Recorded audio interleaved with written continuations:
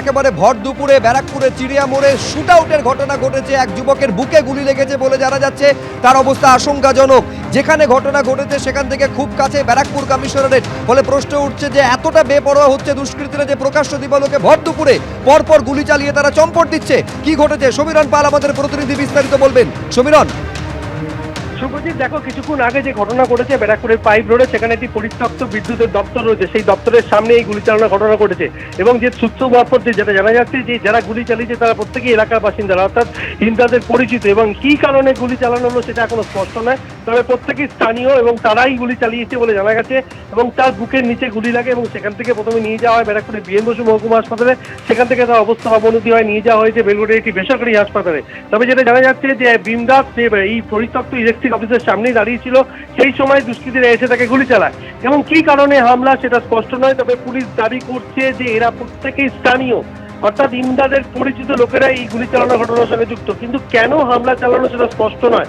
তবে যে জায়গায় ঘটনা ঘটেছে সেখান থেকে খুব কাছেই ব্যারাকপুর কমিশনারের একটি দপ্তর আছে, যেখানে ব্যারাকপুর কমিশনারের আধিকারিকরা বসেন। প্রায় ঢিলছোড়া দূরত্ব বলতে পারো, তার থেকে একটু এগিয়ে গেলেই পুলিশ কমিশনারের দপ্তর।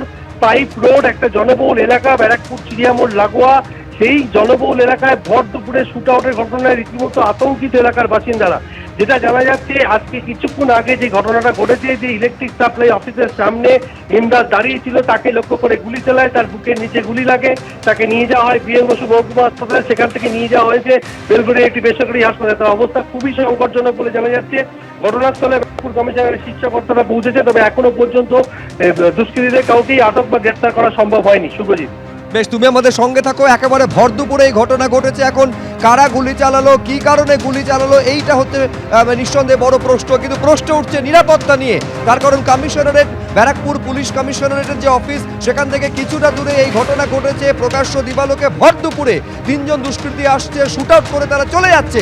যার বুকে গুলি লেগেছে, বুকের পাঁজরের নিচে গুলি লেগেছে বলে জানা যাচ্ছে। তার অবস্থা অত্যন্ত সংকটজনক বলে জানা যাচ্ছে।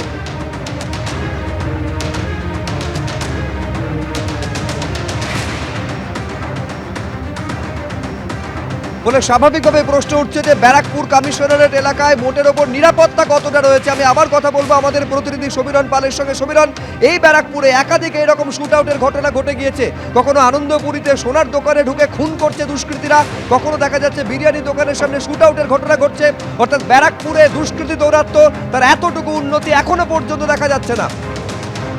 একেবারে শুভজিৎ, বেপরোয়া দুষ্কৃতী দৌরাত্ম ব্যারাকপুরে। যখনই কোনো ঘটনা ঘটে জনবহুল জায়গায়, প্রকাশ্য দিবালোকে, ভর সন্ধ্যায়, ভর দুপুরে, অর্থাৎ দুষ্কৃতীরা এতটাই বেপরোয়া। যেখানে আজকে শুট আউটের ঘটনা ঘটেছে পরিত্যক্ত বিদ্যুৎ দপ্তর, সেখানে ইমদাদ ছিল পাইপ রোড এলাকায়। তাকে লক্ষ্য করে তারই পরিচিত এলাকার যুবকরাই তাকে গুলি চালিয়েছে। এবং কি কারণে গুলি চালানো হলো সেটা স্পষ্ট নয়, তবে একটাই জিনিস স্পষ্ট, যে ব্যারাকপুরের মতো, যে ব্যারাকপুরের প্রাণকেন্দ্র চিড়িয়ামোড় লাগোয়া এই পাইপ রোড, আর পাইপ রোড এইখানেই ব্যারাকপুর কমিশনারের একাধিক আধিকারিকের দপ্তর রয়েছে। তার থেকে একটু এগিয়ে গেলে পুলিশ কমিশনারের দপ্তর, অর্থাৎ ব্যারাকপুর পুলিশ কমিশনারেটের যে হেডকোয়ার্টার বলা যায়, যে হেডকোয়ার্টারের একেবারে ঢিলছোড়া দূরত্বে এই ঘটনা ঘটেছে।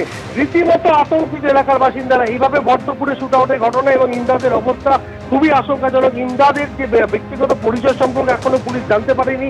কেন তার উপর হামলা চালানো হলো, এলাকার কোনো গন্ডগোল হয়েছিল কিনা আগে, সেটা এখনো স্পষ্ট নয়। তবে তাকে এলাকারই যুবকরা গুলি চালিয়েছে, অর্থাৎ দুষ্কৃতীরা স্থানীয় বলে পুলিশ জানতে পেরেছে। কিন্তু তারা এতটাই বেপরোয়া, একেবারে নিজেদের এলাকাতে, ঘন জনবসতিপূর্ণ এলাকা, এরকম চিড়িয়ামোড় লাগোয়া পাইপ রোড এলাকা, যেখানে একটি পরিত্যক্ত বিদ্যুৎ দপ্তর রয়েছে, তার সামনে ইমদাদকে লক্ষ্য করে গুলি চালানো হয়।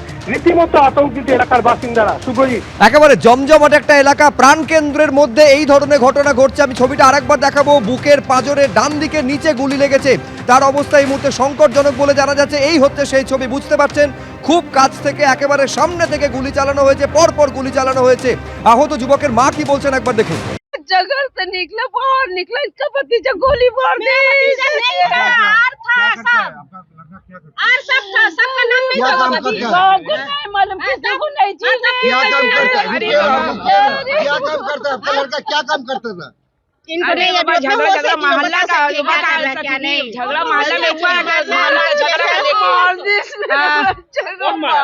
कौन मारा है? कौन मारा है? चलिए ठीक है।